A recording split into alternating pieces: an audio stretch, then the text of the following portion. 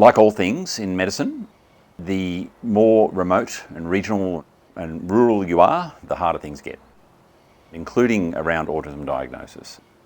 Things are further away, services are fewer between, longer waiting lists, requirements for travel and accommodation, all adds to the strain. And of course, an autism diagnosis is often under a great deal of strain. Lots and lots of things need to be done, and lots of things need to be done a long way away. So I think that it makes it all harder. I didn't know another person with autism at all. I'd never met anybody with autism, and that can be pretty isolating. And I felt the need to get good expertise and amongst people who really knew it in order to get him the help that he needed.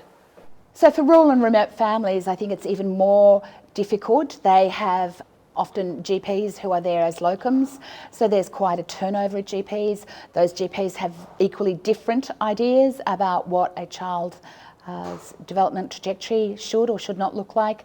That's something that we really need to emphasise with the GPs, that this early intervention, early access to services and early diagnosis is so incredibly important.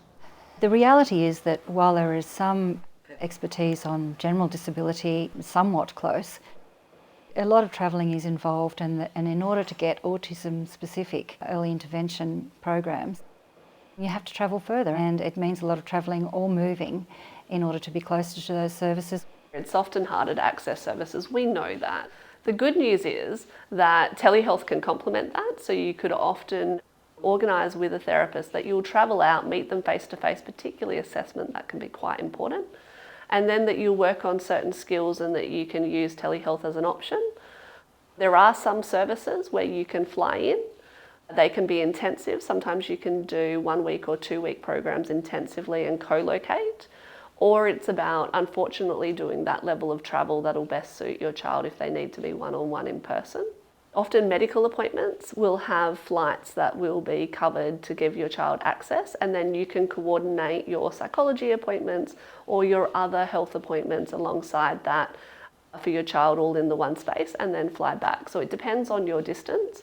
Yes, there is telehealth, and yes, you can have a wonderful supportive local community, and that works up to a point.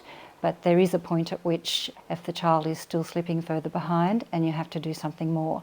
The best thing ever is to connect with other parents, because it makes you feel like you're not alone anymore. You're not on this journey without support. I suppose there are some aspects that are coming in lately, things like telehealth access and stuff like that, which are making some of those situations more easy, but it's still really tough.